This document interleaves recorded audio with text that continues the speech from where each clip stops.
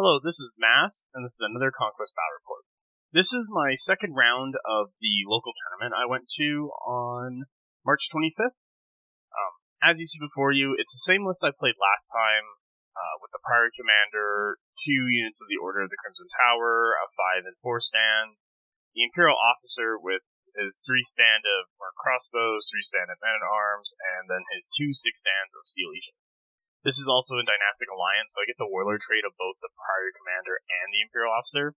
Imperial Officer's Warlord trait is Vanguard, allowing my infantry units be able to have an additional march when they come onto the table. And the Prior Commander's Supremacy ability is the First Blessing, which gives Bless to regiments in his warband, so it's just the 2 units Order of the Crimson Tower.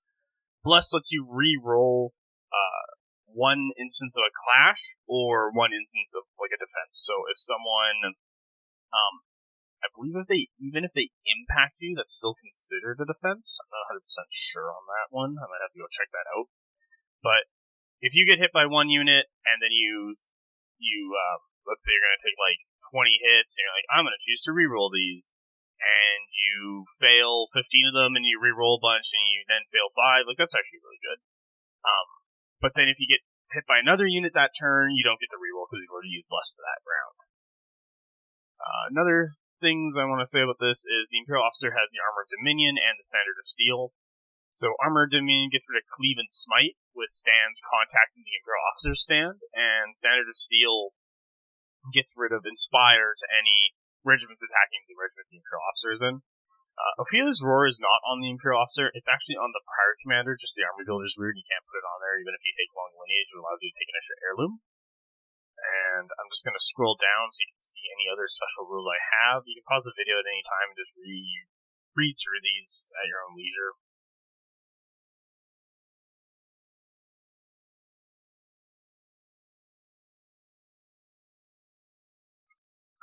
Now, let's go check out what my opponent is playing.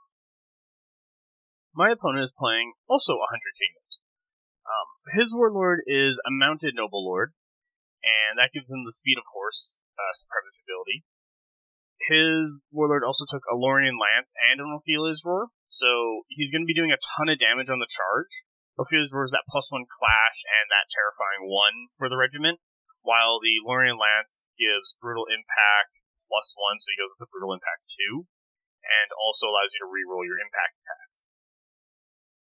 In his warband, we got 2 3-stand units of Merc Crossbows with no banners, a 6-stand unit of Household Knights with a Standard Bearer and a Tourney Champion. They're also under Veterans, so his army rules is Veterans.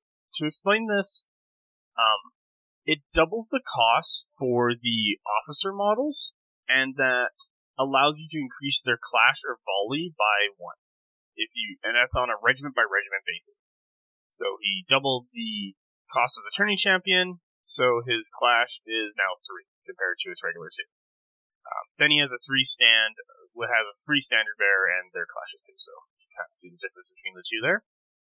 His next regiment is Imperial Officer with Drill 1 and 2. Drill 1 gives you double time for the unit, so you can, if you move twice in an action for your 2 actions, you can move a 3rd time for free.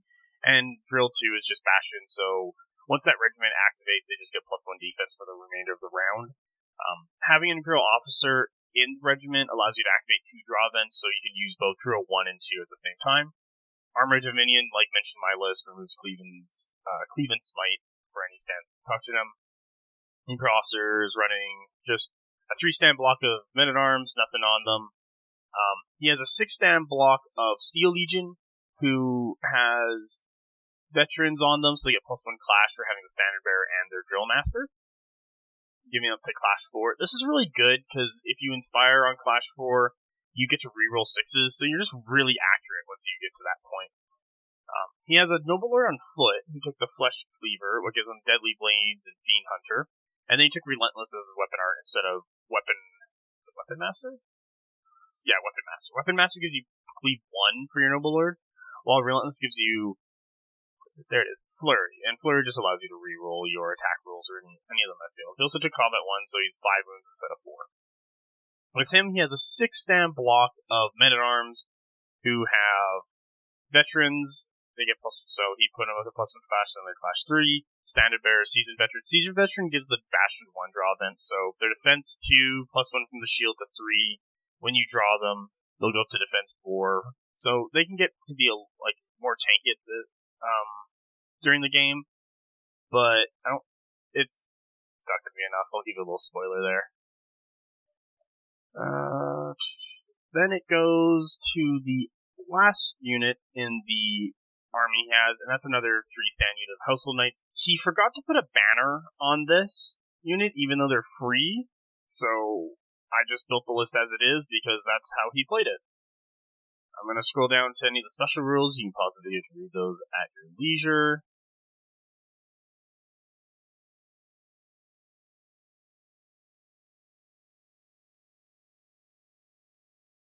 With that, let's get into the game itself and look at scenario. The scenario we're playing is head-to-head. We have a 12-inch zone, and that gives players 3 points for scoring it. And then we have 2 opposing 6-inch zones. So player 2 has to run over to get to zone A, and player 1 has to run over and get to zone B. If you get regiment scoring in there, that's 4 points for you. Then we have 2 points for killing enemy warlord. Because of Dynastic Alliance, my secondary warlord does count for this, so they can farm this a little more on me. And then we get 2 points for every character stand killed, so that also includes your warlord, because you have your warlord and it's also a character, so that's going to be 4 points for killing the warlord. It's really nice. And also he has more characters than me, so looking to kill those characters is going to get net me some points. And then we get another 2 points for every regiment killed. So there's actually quite a bit of fighting and killing here, and you can score a lot of points just by battling it out. Now let's go look at this table setup. Here's the table. So this is, I'm down at the bottom here, and this is the zone that I have to get to, and he's over here, he's list, and this is the zone that he has to get you, and then our 12-inch zone is over here on the left. For terrain, we got an obstruction house here and here.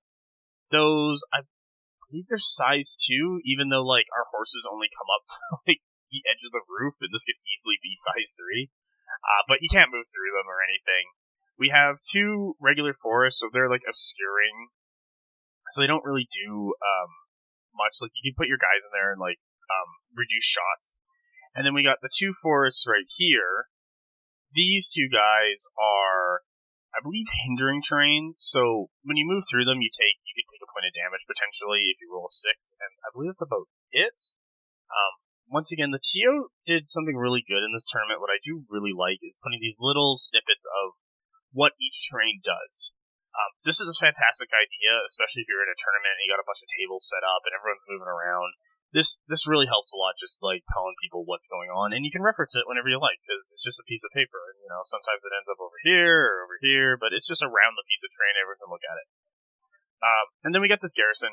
This garrison can hold 5 stands. It gives +1 defense.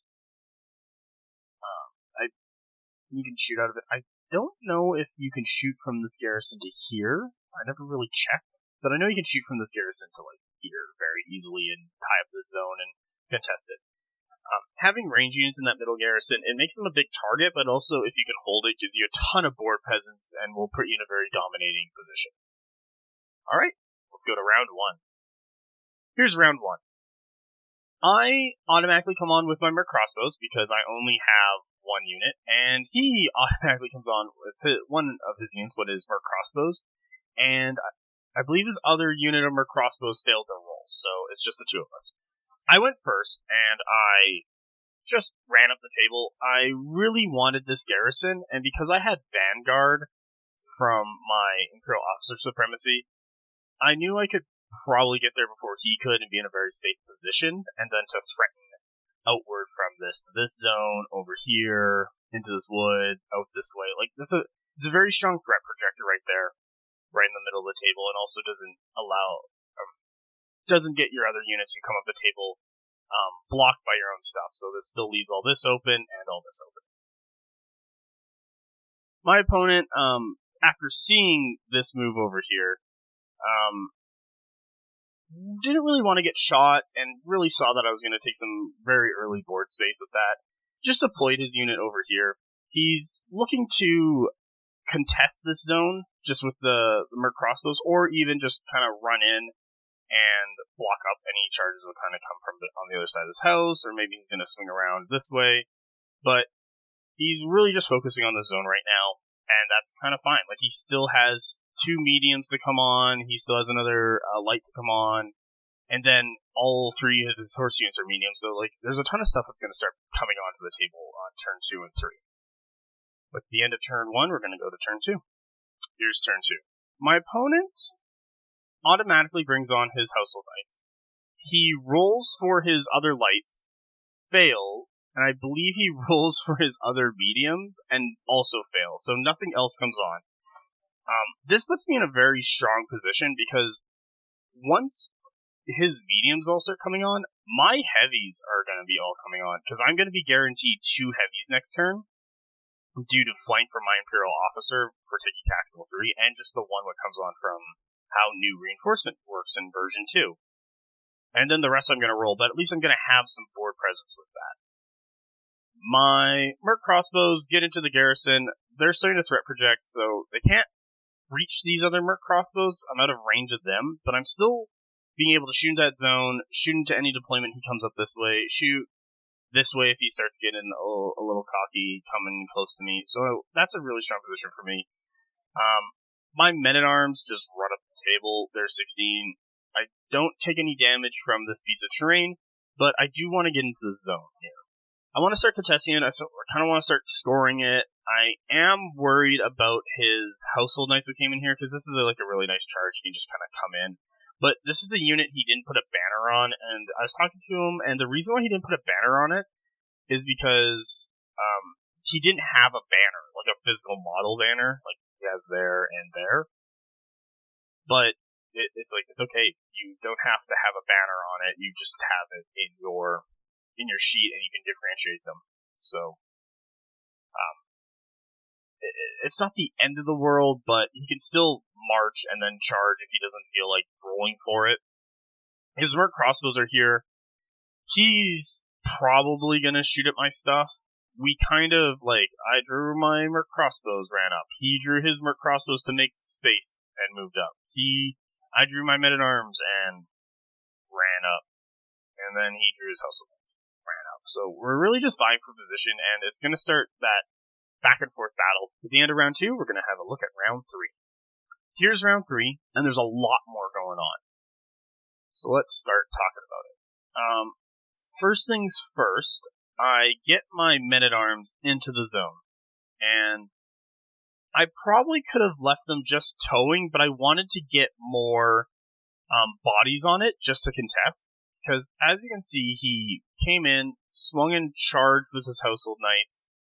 He did a move charge to make sure he was safe, and we talked about it, because he's a bit of a newer player and how to properly do it, because he was going to move, and then he was going to have some models touching, and I said, no, like, you can still do that by how the rules are. You just need to get off them at the end of your activation, so you can march and then charge from there, and once you're off at the end of your, like, movement step or activation, like, you're good. So he goes ahead and does it, does a bunch of damage. You can see here he does 6 wounds to lots of stand and 2 guys. And now he is scoring that zone. We've got 3 to my 2. He's scoring it. So that's okay. I have my Crimson Towers who came up on the board here with Ophelia's Roar. This is my hard-hitting unit. For them, putting them there, I'm very much looking to either swing around and hit these Household Knights, killing them, like they're just going to die to this. But the bigger thing I'm looking at is this big 6-man brick of Household Knights. This right here is where a majority of the damage in his list is going to be coming from, because this is the one with Ophelia's Roar, this is a bunch of guys, this has the Noble Lord Supremacy, and he originally hit me on the left here. There we go. He hit me on the left here before his Noble Lord was on the table, so he did not benefit from the Noble Lord Supremacy ability. So that's why he did less damage than he potentially could have. But now that the Noble Lord's on the table, I need to kill him. He needs to go away. I need to neuter that unit in the middle. I need to neuter this unit on the right. This unit on the left. I need to neuter this unit on the right. That's where a majority of his damage is coming from, and I need to stop that. So killing the Noble Lord is going to be a great way to do that. And then I only have to worry about this unit on the left here of Steel Legion. And then it's just Merc Crossbows and Men-at-Arms, and my horses and Steel Legion can just run over all that. So those are my targets right now. He brought on, I believe these, yeah, here we go. These Merc Crossbows, he moves up a bit, and I believe he just shoots at my Steel Legion who came up on the table. They're just there to start threat projecting, so they ran their 16, and I really want to get them kind of into the zone fighting this, or I want to start getting them into that. They were deployed last, or closer to the end, because I didn't know where I was going with them. I knew I had to put something on the right here, but I didn't know how much was going to be going on. Because I deployed my Steel Legion with my Armored Dominion Iron Steel before he deployed his on the left here. But this Steel Legion, I'm very much looking forward to just going forward, getting into the zone, scoring that, killing the Men-at-Arms, killing the Merc Crossbows. Potentially, I can, if I need to, swing this way or march that way to kill the Household Knights. I do have these Household Knights on the right here that I have to be worried about. I don't believe they're going to do a huge amount of damage, especially if I do what I want to do. Have his Household Knights charge through this garrison next turn, and then my Crimson Tower charge through the Household Knights, killing them. Because that's just how it's going to work out. That's how much damage difference there is between the two. But I still need to be worried about this unit on the right here, because I don't want them swinging around and tying up my Steel Legion, and instead I want to be, being active, getting those charges off, killing stuff before my opponent can. The charge is very important, just to have that first hit and get those stands dead so people have less damage output to hit you back, so you can survive longer. In the middle, my Merc Crossbows actually do phenomenal. This was a 6-stand block of Household Knights plus Noble Lords, so it gets a 7, and the Merc Crossbows just shot him. They got rid of a whole guy, and then I think they might have put a bit of damage on this guy. Don't quote me on that one. Yeah, so that's really good. So he's worried about the Merc Crossbows. They're doing that little bit of trickle damage, and he knows he has to deal with them, because the longer they stay in that middle position, the better I'm going to have for my control over the table. His Merc Crossbows, his Men-at-Arms run up the table. He's trying to contest this so that I don't get it. And then he has another big bundle of Men-at-Arms with the Noble Lord coming up the table, because he's going to probably try and get them into this zone to hold and score that. That is the end of turn 3, and we're going to go look at turn 4. Here's turn 4, and a bunch of stuff happened. His Merc Crossbows on the left here moved up, and I believe he shot at me, but didn't do a ton of damage. And then I just charged him and killed his Merc Crossbows, because they needed to go so that I could start threatening the Steel Legion into this zone, into these Men-at-Arms, into this other Steel Legion unit. But he did something really good with put his other unit of Steel Legion right behind his Merc Crossbows, so that now it's kind of who gets the draw first is whoever's going to go first. On the right here, my Steel Legion don't need to be on the zone because I don't score any points for it. So I just triple march 16 inches up the table again to get right up into my opponent's face. He's got a unit of Men-at-Arms, and he's got a unit of Merc Crossbows. They're going to die to this, but he is going to hold me off for a couple turns from me getting there. He did have his Household Knights go. I believe I did shoot. I got an extra shot off from my Merc Crossbows into his Household Knights. Yeah, you see my card right there. And then he just charged in, wiped out the entire unit just because of all the damage input. I had a tricky choice for my Crimson Towers, and I'm not 100% sure if it's, I want to say, the best one or good, but I need to do it. I knew that killing the Noble Lord here was, he needed to go just to reduce the damage threat from the other Household Knight units. His Household Knight on the left here killed my Men-at-Arms, and that left my Crimson Towers. Do I kill these Household Knights, get into a fight from his Men-at-Arms, get stuck here, and then the Steel Legion comes this way? I need my Crimson Towers to keep moving to be effective. His Household Knights are stuck on this building, though, so he's going to have to reform, then move, and it's not the greatest for him. But I still had contact with 3 guys, and I totally just went for that charge, clash, and just wiped them out. I needed to do that, and I'm thinking next turn I'm going to, pop Bless to keep the tankiness of this unit up. so that they can just take hits from these household knights on their left who are just going to reform and charge in, these men-at-arms that are potentially going to charge in, whatever the Steel Legion's doing, well, they're going to fight my Steel Legion, but eventually they're going to start coming this way. My Crimson Towers come up this way. The reason why I deployed them over here and not over here was I didn't know if these household knights over here were going to still be alive, and if they were, I wanted to hit them again, because if I hit them again there and they die, I can start making my way this way. But because they died, and I was trying to get my big unit of Crimson Towers to activate last, so that's why these guys are kind of deployed like that there. I need to swing them this way now to get and help out those other Crimson Towers. So I'm going to explain how I do that next turn, but it gets a little weird, but I am able to pull it off. That's the end of the turn, and we're going to be going on to turn 4? No. 5. We're going to go on turn 5. See, I can do math, guys. For scoring, I should mention this. My opponent has scored this twice now, so he's getting up on points, but I am starting to kill his stuff.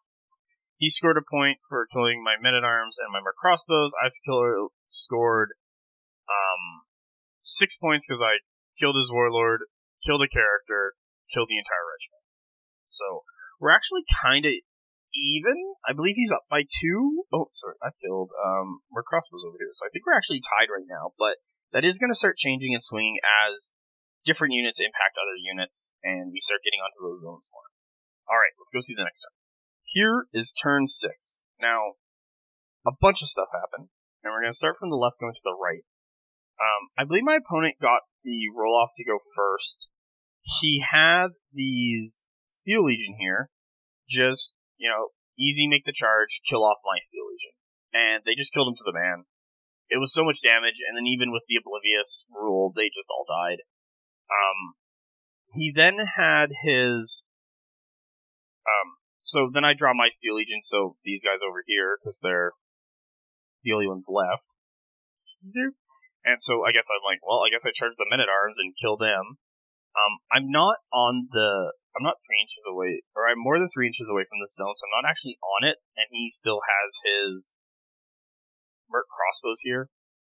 I'm contesting it. Those guys shoot at me, but that's, little damage and nothing too crazy.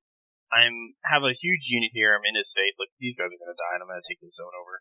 And then he activates, after this resolve between the Steel Legion and Men-at-Arms, he activates his Household Knight, side charges into my Crimson Towers. I activate my Crimson Towers over here. They side move, so they're speed 7, so I go 3.5 this way. Check the charge. I can get the charge in at a 2. I'm in their flank because of this, because the majority of my front-facing unit is in their side, so I just, swing this way, move, hit, swing, close, and then I roll my impact attacks. I leave one Household Knight with, a couple health left here, who's still touching my unit. And now the Men-at-Arms here, who you see are missing, they actually can't charge in because whatever they do for a charge, they're just gonna hit the Household Knight and stop. They can't close, and the only thing they could probably do is just charge downward and get stuck with hitting these Household Knights potentially. But I think he just that one Household Knight basically just screwed positioning from where he was, and he couldn't actually rotate, hit, and then close to maximize or anything, touch anything, and it just would have been really awkward. So he just opts to reform to get into a better position to deal with my stuff later. My Crimson Towers, they activate, they just clash, they just kill this one guy, and then they just do a charge into the Men-at-Arms. Being Clash 4, Ophelia's Roar for Terrifying 2, just decimates the units. They break and shatter and run off. I believe his Noble Lord might have done some damage. You can see the little bit of damage right here. There's my spin down dial, and one of my guys is missing. But it's such a high impact unit. He was defense 4, but brutal impact 2 reduced him to 2s. He was taking 16 hits, and he didn't save very many of those. And then he's So I think he went down to like resolve 3, and then he's like resolve -2, so he's saving on 1s for like another 12 hits. So he just like breaks and shatters. That leaves him in a really poor position. He does run his household knights, because now he's like looking for points because I'm starting to really dominate the table. So he starts going for my zone to start scoring it down here. The zone on the left I control now, so I'm getting points for that. I killed another regiment. I killed another regiment and character, so there's more points. So I'm starting to get up on points compared to him. I do have to watch out for his Steel Legion now coming this way. This is kind of be more of like luck of the draw, because the real combat here is the Steel Legion versus the Crimson Towers, and whoever gets that off is really going to decide. But I also do have this other unit of Crimson Towers here to help me out. And the battle on the right between the two, like for this zone with the Merc Crossbows and Steel Legion, like that could just wait. Like even if he shoots at me, I don't really care. He's not going to do enough damage to like break or shatter me, or even probably kill the back row, just because he only has 10 shots, and he's going to be hitting on 3, so he's probably going to get 5, and then his AP1's like a 2, so he's like, I'm only going to lose like probably 3 guys at most. Like, sure, he get 10, and I can roll 6s and all that stuff, but like, I'm going to be fine even if I lose 10 guys. Like, that front rank is just going to murder these Merc Crossbows. With that, the end of that turn. This is turn 6. A bunch of stuff happened, but I'm in a really strong position here. His Steel Legion, what did they do on the right here? Because this is really came down to. I know my Crimson Towers swung in and hit him and did a bunch of damage. He has the Armor of Dominion, but that doesn't affect brutal impact, so it's just, hit. I believe, he was here. I believe he had to reform. Yeah, he reformed and marched. Because he had to reform and march because he couldn't see anything, and he didn't want to get hit in the side because that would have been a lot worse for him. So I believe he did win the roll off. He reformed and marched with a much better position than getting hit in the side or rerolling a successful resolve at -2, and I slam in with my Crimson Towers, do a ton of damage on the impact. I'm very close, so I also do my clash action and wipe him down just so it looks like 4 guys left on his stand here and his character. With that, I don't feel like I need to send my other unit of Crimson Towers over and deal with them, because this unit is just going to clean it up. So I reform and I start marching my way over to here, because I do want to score those points for killing his units. I've secured this zone and this zone. My Steel Legion over on the right here just murdered his Merc Crossbows. There was nothing they could do. And I have claimed that zone, so right now I'm going to be way up on scoring. And the only thing left for me to do is really just get the last bit of points for his unit over here, because I am for sure going to score and kill this other unit over here. Turn 6 done, let's go see turn 7. Here's turn 7. Start off with my Crimson Towers. I believe I won the roll-off for this one, and I just killed the rest of his Steel Legion, collecting the points for the character and the unit itself. They're now fine there. My unit of Steel Legion on the right here, they just reformed to face the Household Knights. I don't really want them to get charged in the back, but I do have this little guy right here still touching the zone, so I'm still scoring it. And then my Crimson Towers just kind of start running up this way. We are the same speed, so it's kind of just like whoever wins the roll-off gets the charge first, and he knows the damage of the Crimson Towers, that he does not want to get charged first, but he does have the bonus just because he only has his 1 Household Knight unit left. Like, if he charges off the zone, he's going to be losing points and fighting me. Or he can stay on the zone and get charged. Like, he's not in a very good position. Like, this game is wrapping up, and I'm just kind of farming him for the tournament for points and everything. So we're going to be quickly going through the next couple turns. With turn 8, he does charge me. He comes off the zone and charges me, kills 2 of my guys. I then activate and just fight back, and I believe I put a couple wounds on a guy, but that's about it. My other 2 units score in the zone, get those points. And that's turn 8. Let's go to turn 9. Here's turn 9. We've been fighting back and forth, and now he's down to 2 health. I believe I got the initiative for this one, and I just put some damage into him before he can put some damage into me. And once again, scoring those points. It's all going to matter. Next turn. And here is turn 10. Finally ended. 1 Crimson Tower left compared to the now dead Household Knight. Got the 2 points for that unit. Scored this zone. Scored this. Scored the unit. End of game. My opponent's been table wiped, and I'll show you the scores of how much I've been scoring throughout by just holding these 2 zones and wiping my entire opponent's army. And here's scoring. So I have 24, 24, 48, 48 plus 12, 50, 60 points for what I got here, compared to his 19. Yeah, 19. There you go. That's a good idea. And there's the turn 10. I always roll the dial over to 1.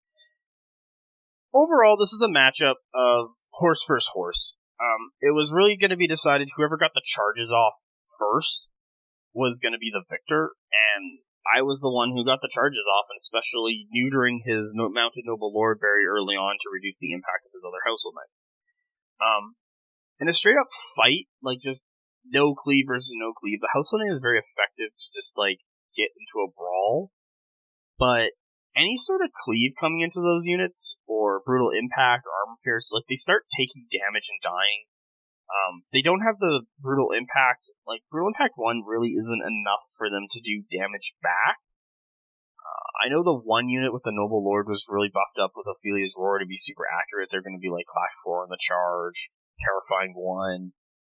They had 5 impacts each. It was gonna be really good for bundled attack, but not armor breaking damage compared to the Crimson Tower, which is brutal impact 2 base and Clash 3 base. There was a bit of a back and forth on that left zone for what was going on.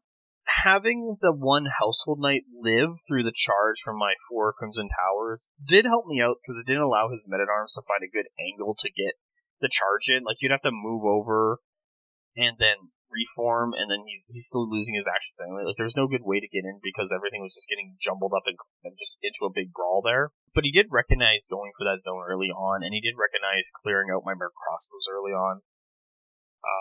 And I also liked that he took that 1 Household Knight unit and just ran it really far around to go try and sneak into the back of my zone. But my damage output from the Crimson Towers and the Steel Legion really just wiped up a lot of what he had, because it wasn't as durable as he thought it was, and didn't really do the damage back as he thought it was. This, as I mentioned before, the scary things in this list was the Mounted Noble Lord with his big 6 block of Household Knights, and the Imperial Officer with his Steel Legion. Once those 2 threats were done, it was just clean up for the rest of his list. Alright, thank you very much for watching, and have a great day.